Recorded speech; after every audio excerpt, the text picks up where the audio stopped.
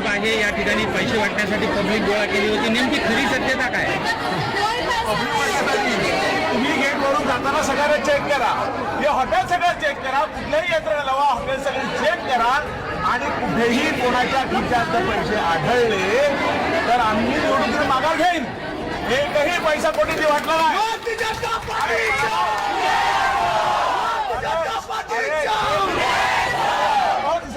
100% पराभव आहे. आता 1 लाखपेक्षा जास्त मतांनी पराभव होणार.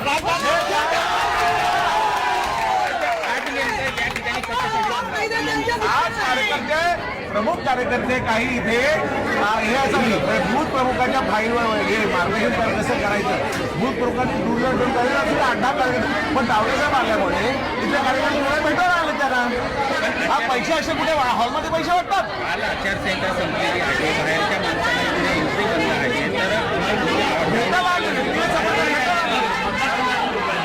सगळे मतदारसंघाचे लोक आहेत. आता काय झालं या ठिकाणी?